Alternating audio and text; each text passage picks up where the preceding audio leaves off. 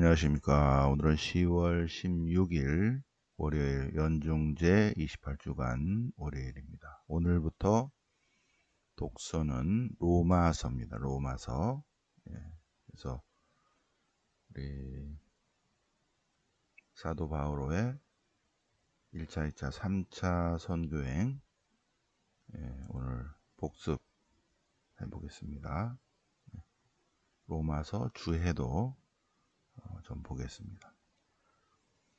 자, 그리고 로마서에 연결되는 화답송은 시편 98편. 주님은 당신 구원을 알리셨네. 주님은 당신 구원을 바오로 사도를 통해서 알리셨네.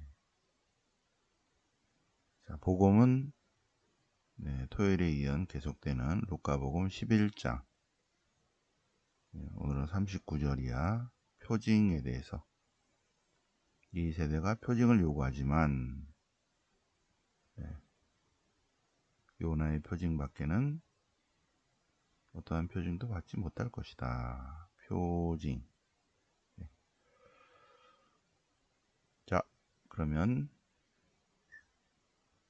오늘 로마서 주해를 보시겠습니다. 로마서 주해. 로마서 주해를 하기 전에 바오로 사도의 1차, 2차, 3차 선교행을 한번 우리 여행을 해볼까요? 복습이죠. 자, 그러면 1차 선교행을 해보겠습니다. 1차 선교행. 1차 선교행은 좀 올라가야죠. 이렇게. 자, 안티오키아를 출발해서 여기. 여러분들은 화면을 보시면 됩니다. 오른쪽에 안티오키아를 출발해서 셀레오키아, 그 다음에 살라미스, 파포스, 그 다음에 팜필리아의 페르게, 여기까지 도착했는데 마르코가 집으로 가버려요. 그리고 마르코는 보내고 피시디에 안티오키아, 그 다음에 이코니온, 리스트라, 데르베 이렇게 갔다가 다시 빠꾸로 해서 리스트라, 데르베, 이코니온, 피시디에 안티오키아, 팜필리아의 페르게, 그래서 아탈리아로 갔다가 배를 타고 이렇게 해서 셀레오키아, 안티오키아로 돌아오는 1차 선교행입니다. 빨간 게 1차 선교행.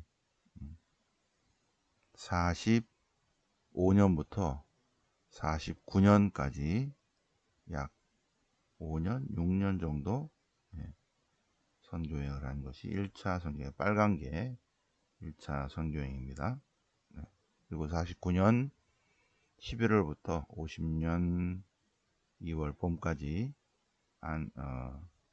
안티오키아, 예루살렘 사도회의가 열렸어요. 예루살렘 사도회의. 자, 두 번째, 파란색으로 이제 제 2차 선교행을 가보겠습니다. 2차 선교행. 자, 파란색으로. 이렇게 2차 선교행을. 자, 2차 선교행을 가보겠습니다. 자, 2차 선교행은 바르나바와 헤어져서 바르나바는 요한 마르코를 데리고 가고, 바오로 사도는 따로 셀레, 안티오키아, 타르수스, 그 다음에 데르베, 리스트라, 이코니온, 피시디, 안티오키아, 앙키라를 갔다가 쭉 가서 트로아스로 갑니다. 트로아스. 그래서 필리피, 테살로니카, 베로이아, 그 다음에 아테네로 갔다가 코린토로 갑니다. 코린토에 머물면서 테살로니카 1서를 씁니다. 그리고 캔크레에서 머리를 깎고 배를 타고 에페소로 갔다가 예루살렘으로 갔다가 이렇게 해서 다시 이제 안티오키아로 가는 그런 일정이 바오로 사도의 2차 선교행이고, 2차 선교행 중에는 여기 코린토에서 2차 선교행 중에 코린토에서 테살로니카인들에게 보낸 편지를 씁니다. 첫 번째 편지. 자, 중요한 건 이제 3차 선교행이에요. 3차 선교행. 자, 3차 선교행은 녹색으로 가보겠습니다. 자, 녹색. 그래도 조금 두껍게 할게요. 이 정도 두껍게 할까? 3분의 1 정도. 자, 3차 선교행도 2차 선교행을 쭉 따라갑니다. 네. 안티오키아, 타르수스, 베르베, 리스트라, 이코니온, 피시디아, 안티오키아, 앙키라로 갔다가 앙키라를 갔다가 어디로 가냐면 에페소에 머물러요. 에페소에. 여기에 에페소에 3년 동안 머물렀다가 여기 에페소에 머물면서 갈라티아인들에게 보낸 편지, 그 다음에 코린토인들에게 보낸 편지, 첫 번째 편지 잃어버리고 두 번째 편지가 고린도 1서가 되고, 그 다음에 요 에페소 감옥에서 필리피서, 필레몬서를 씁니다. 필레몬은 콜로세에 여기. 그리고 여기서 에페소에서 고린도인들에게 보낸 세 번째 편지를 쓰고, 그 다음에 필리피에 가서 네 번째 편지를 씁니다. 네. 자, 3년 동안 머문 다음에 자, 이제 에페소를 떠나겠습니다. 네. 자, 에페소를 떠나서 이렇게 가서 필리피에 가서 네 번째 편지를 쓰고, 그리고 이제 코린토로 갑니다. 코린토로 가서 거기서 58년 봄에 로마인들에게 보낸 편지를 씁니다. 58년 봄에. 그리고 이제 예루살렘으로 가서 붙잡히는 거죠. 자,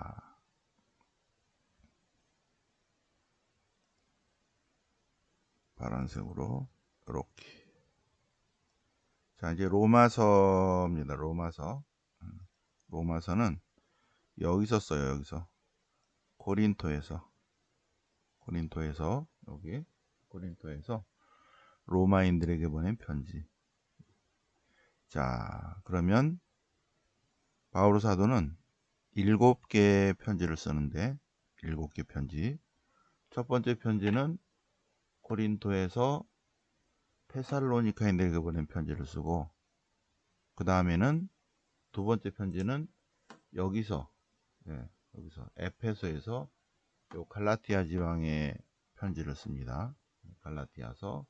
그 다음에 세 번째 편지는 고린토 1서, 네 번째 편지는 필리피서, 그 다음에 필레몬서, 그 다음에 고린토 2서, 그리고 여기서 고린토에서 7번째 편지, 바오로 사도의 친서 7번째 편지 로마서를 씁니다. 로마서.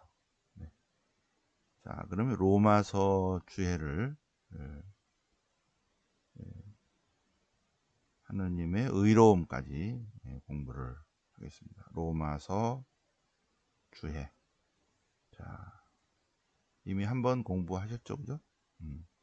물론 수업 시간에 했고, 우리 이렇게 5성 오늘의 성경 말씀 시간에도 했습니다.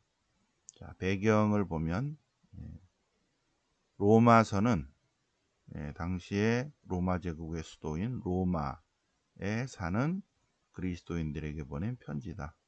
로마인들에게 보낸 편지예요. 로마서는 로마인들에게 보낸 편지다.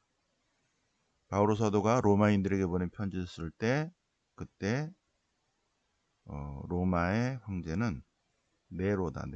네로가 로마를 통치하고 있었다. 그리고 바오로 사도는 네로 통치 때 순교합니다. 자, 로마의 그리스도인들은 그럼 바오로 사도가 바오로 사도가 로마 교회를 세웠나? 아니다. 바오로 사도가 58년 바오로 사도가 제3차 순교행은 53에서 58입니다. 자, 바오로 사도가 로마서를 쓸 당시에 로마에 그리스도 공동체가 이미 있었어요.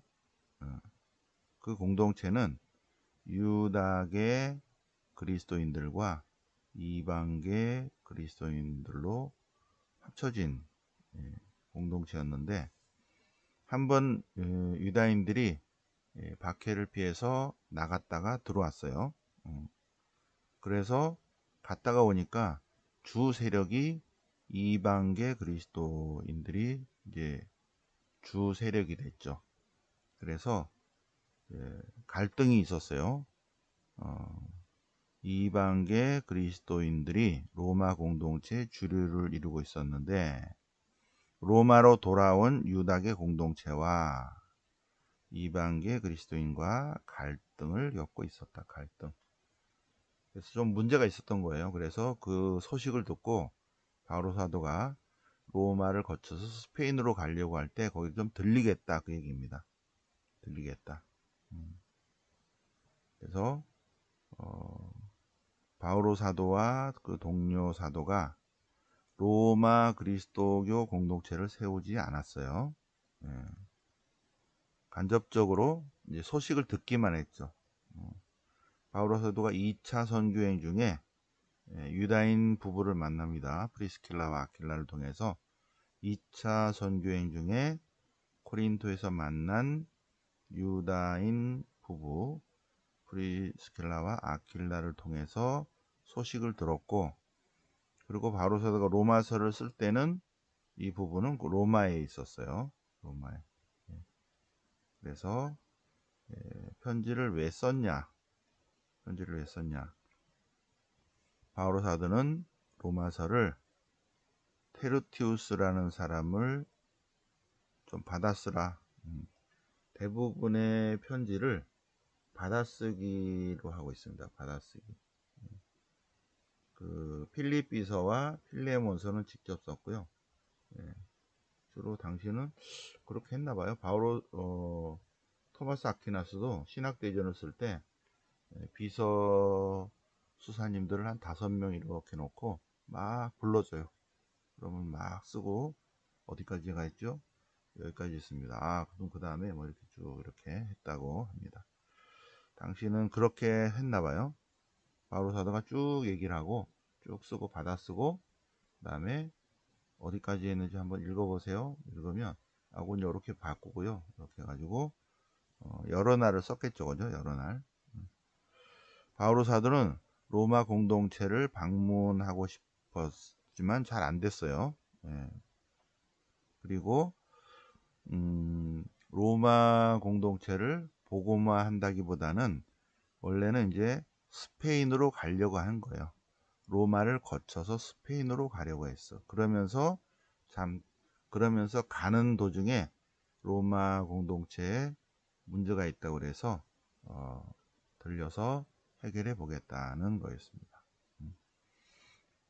근데 이제 로마로 가기 전에 코린토에서 예루살렘으로 가야 돼요. 그래서 예루살렘의 성도들을 위해서 헌금한 게 있어요. 그걸 전하러 예루살렘으로 가려고 했는데 바로 4번 이것 때문에 코린토인들이 오해를 해가지고 바오로 사도를 받아들이지 않겠다. 뭐 그런 문제들이 있어서 계속 고린토인들에게 보낸 첫 번째 편지, 두 번째 편지, 세 번째 편지, 네 번째 편지 이렇게 보냈던 겁니다. 헌금을 전하는 그런 문제 때문에 헌금을 모으는 문제 때문에 그래서 고린토 2서를 보면 그러한 갈등, 눈물의 편지, 화해의 편지 이런 것이 있죠. 그래서 이제 다 정리가 돼서 그래서 고린토로 방문합니다. 그래서 정리가 돼서 이제 다 오해가 풀려가지고 이제 곧 이제 헌금을 모아가지고 예루살렘으로 가겠다. 헌금 봉사자들은 이제 먼저 보내고 거기에 대한 상황을 보고하러 이제 갔다가 가겠다 그 얘기예요. 로마로 가기 전에 예루살렘으로 갔다가 가겠다. 자, 바오로 사도가 로마로 가려고 하는 근본적인 이유는 유다계 그리스도인들과 이방계 그리스도인들 사이에 갈등이 있었는데 그거를 해소하기 위해서 가려고 한다. 집필 장소와 연대는 바오로 사도가 가이오스 집에 손님으로 머물면서 로마서를 썼다고 쓰고 있어요. 그래서 그거는 코린토다. 코린토에서 썼다. 코린토에서. 자, 그래서 바오로 사도는 코린토에 58년에 코린토에 와서 3개월 동안 머물면서 로마서를 썼을 것이다. 구조는 이렇게 되어 있고 우리가 이제 쭉 계속 공부할 거고요. 신학적 가르침에서 오늘은 하느님의 의로움 요것만 이제 오늘은 공부를 해보겠습니다. 자, 로마서에서 하느님의 의로움이란 법률 용어입니다. 의롭다. 하느님의 의로움. 자, 의란 1차적으로 관계를 뜻한다. 일단 하느님의 의로움이란 하느님께서 당신 백성을 법적으로 재판함으로써 공정한 분이시다는 것을 드러내는 것입니다. 하느님의 의로움은 하느님의 공정과 정의, 법적인 판단을 하는 것입니다. 그런데 의롭다 라는 것은 1차적으로 관계를 뜻한다. 의로움은 하느님과 인간과의 관계, 인간과 인간과의 관계를 뜻합니다. 그래서 하느님께서는 의인들에게는 축복을 하고 죄인에게는 벌을 준다. 관계에서. 그래서 의로우시다. 그래서 유다의 기본 사상은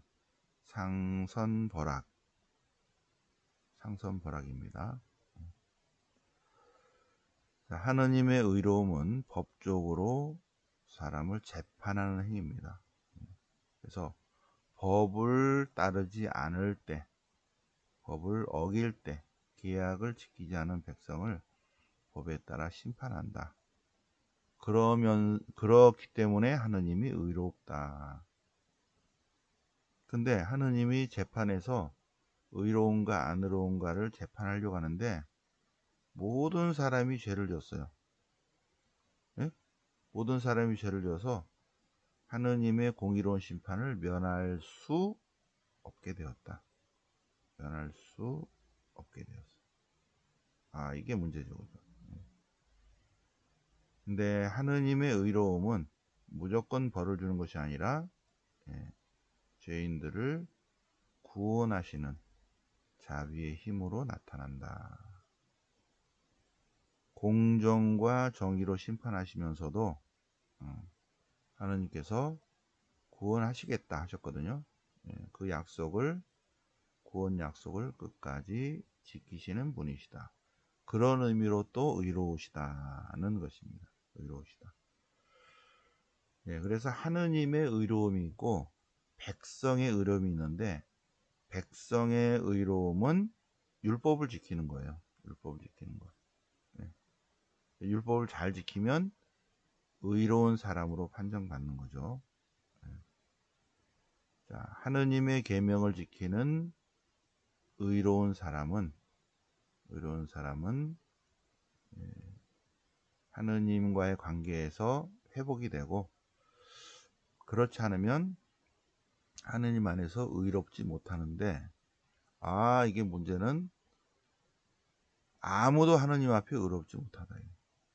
이게 문제네. 이게 문제야. 그래서 바오로 사도는 하느님의 의로움은 하느님께서 공정과 정의로 판단하시는 것, 하느님의 의로움, 그리고 하느님의 의로움은 하느님의 백성을 구원하신다는 약속을 지키는 것, 그게 의로움인데, 하느님 백성의 의로움은 율법을 잘 지키는 데 있어요. 근데 잘 못 지켰다 이거야. 그게 문제네. 그래서 하느님의 의로움에 관한 바빌론 유배 이후의 해석은, 하느님의 의로움은 자비의 힘을 보여주는 것, 제2 이사야 이후에. 그래서 그 자비의 힘을 보여주는 것을 바오로 사도는 예수 그리스도의 십자가 사건으로 연결시킵니다. 그래서 바오로 사도는 하느님의 의로움이라는 구약 사상을 예수 그리스도의 죽음과 부활에 의한 의화 사상, 의롭게 하시다, 의화 신학을 로마서에 쓰고 있습니다. 하느님께서는 당신의 의로움을, 당신이 공의롭다, 공정과 정의로 다스리신다는 것을 예수 그리스도의 죽음과 부활로 성취하시고, 그 의로움이 예수님 안에서 드러났다. 기쁜 소식 안에서 드러났다.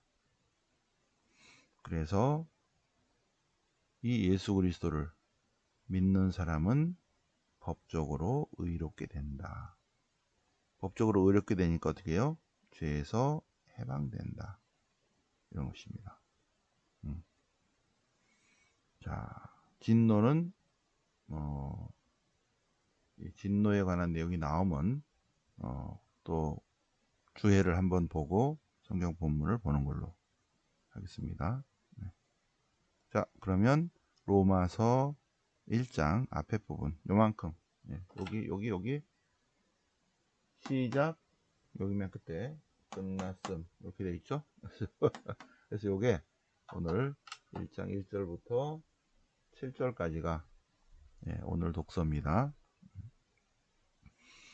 그리스도 예수님의 종으로서 사도로 부름을 받고 하느님의 복음을 위해서 선택받은 바오로가 로마인들에게 편지를 씁니다. 이 복음은 하느님께서 당신의 예언자를 통해서 미리 성경에 약속해 놓은 것이다.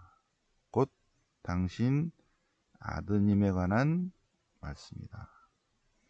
그리스도 예수님께서는 육으로는 다윗의 후손이시고, 그리고 거룩한 영으로는 죽은 이들 가운데서 부활하셔서 하느님의 아들로 확인되신 그리스도 예수님이시다. 그분은. 바오로 사도는 바로 그리스도 예수님을 통해서 사도직의 은총을 받았다. 왜 사도직 은총을 받았다? 모든 민족들에게 그리스도를 믿게 하려고 사도직 은총을 받았다. 그리고 사도직, 평신도 사도직을 누구나 다 받았다. 로마인들도, 로마에 있는 그리스도인들도, 여러분들도 모두 다 부르심을 받고, 여러분들도 부르심을 받았다. 사도직의, 평신도 사도직의 부르심을 받았다. 그래서 그리스도인이 되었다. 이겁니다. 그죠? 우리가 세례 받을 때 사제직, 예언직, 왕직의 직분을 받습니다. 사제직 또는 사도직. 그래서 평신도 사도직, 보편 사도직의 직무를 다 받은 거예요.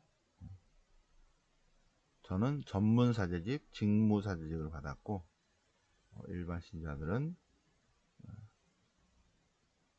일반 사제직, 보편 사제직, 평신도 사도직을 받았습니다. 예수 그리스도를 통해서 이러한 사도직의 은총을 받았는데 여러분도 받았다는 거예요. 여러분도. 자, 그래서 그리스도인이 되었다. 그래서 사도직, 공동체를 성화시키는 사도직, 직무를 이행해야 되고, 두 번째 왕직, 나눔의 왕, 희생의 왕, 봉사의 왕, 곧 사랑의 왕, 왕직을 받았습니다. 예언직, 하나님의 말씀을 담고 있는 거죠. 예언할 때 예자는 예금할 때 예자예요. 하나님의 말씀을 받아서 간직하고 있다가 필요할 때 딱 전하는. 그래서 사도직, 예언직, 왕직의 직분을 받았다. 맨 앞에는 이제 인사말이니까 이렇게 되었습니다. 자, 그 다음에 시편. 시편은 시편 98편. 주님 임금 시편입니다. 주님은 다스리신다. 주님께서 민족들 앞에서, 이방인들 앞에서 당신의 구원을 알리셨다. 이방인들 앞에서 당신의 정의와 공정과 정의, 당신의 사랑을 드러내 보이셨다. 그러니 기뻐하고 즐거워하고 환호하고 노래 부르자. 임금이신 주님 앞에서 환성을 올려라. 온 세상을 통치하러 주님께서 오신다. 주님께서 온 세상 만백성을 공정과 정의로 의롭게 그리고 올바르게 다스리신다. 주님은 온 세상을 공정과 정의로 다스리시리라. 네, 수업 시간에 안 오신 분들은 이게 뭔지를 모르겠다고 말씀하시는데 이거는 수업 시간에 다 나눠준 거예요, 그죠? 성물도 시편 책자를. 자, 그래서 여기는 성경에 있는 시편. 여기는 제가 여러분들의 책자로 만들어서 나눠드린 성무일도 시편. 그래서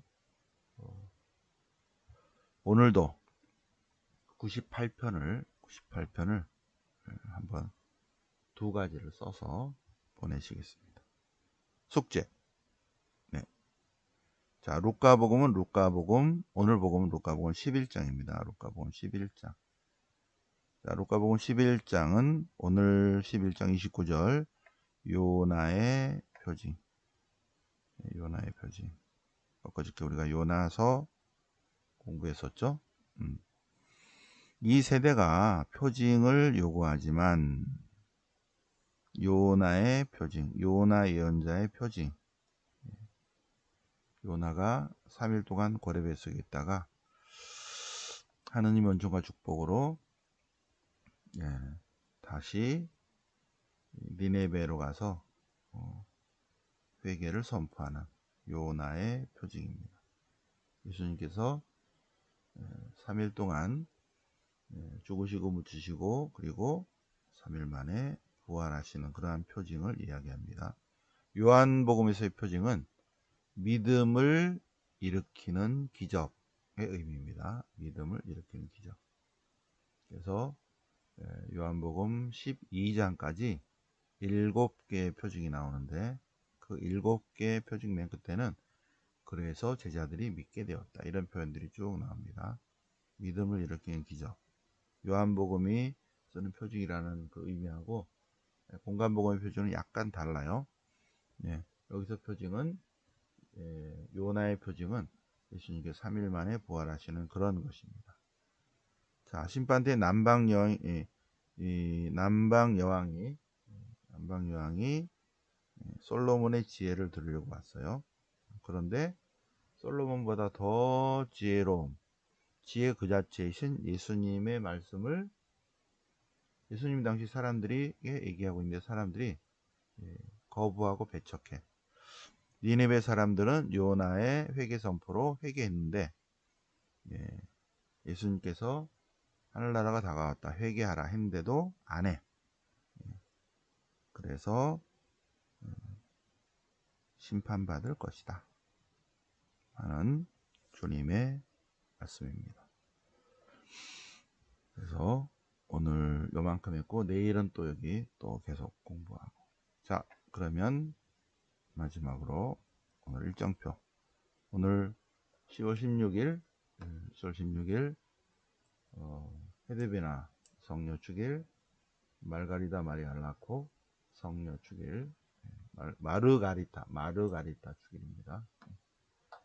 오늘 10월 16일 지난주는 휴강이었고 오늘 마르코 복음서 기준을 딱 잡으면 그 다음에 마테오하고 루카는 중복되는 부분도 많고 그러니까 일단은 그 기준을 잡기 위해서 오늘 마르코 복음서의 주해와 그리고 특히 마르코의 구조, 왜냐하면 마테오하고 루카도 그대로 따라가기 때문에 그래서 마르코 복음사가의 핵심 고치시다 그리고 꼭지점이 어디가 있는가, 순환과 부활에 대한 첫 번째, 두 번째, 세 번째, 그 다음에 순환, 죽으심, 묻히심, 부활하심, 그런 구조를 오늘 공부를 하고 그 다음에 23일은 마테오 복음사가의 특징 있죠. 그래서 다섯 설교 중심으로 또 묵상을 하고 그 다음에 루카의 특수사료 보고 이렇게 하시겠습니다. 오늘은 10월 16일 마르코 복음서 보시겠습니다. 공부하러 오시고 유튜브로 이거 들으신 분들도 가톨릭관 3층 대강의실로 오셔서 등록하시면 되시겠습니다. 네. 오늘 10월 16일 월요일 연중 4시 8주간 월요일 새벽반 독서와 복음 새벽 공부 해보셨습니다. 공부. 네. 영광이 성부와 성자와 성령께 정과 지지 항상 영원히 아멘. 성부와 성자와 성령 이름으로 아멘.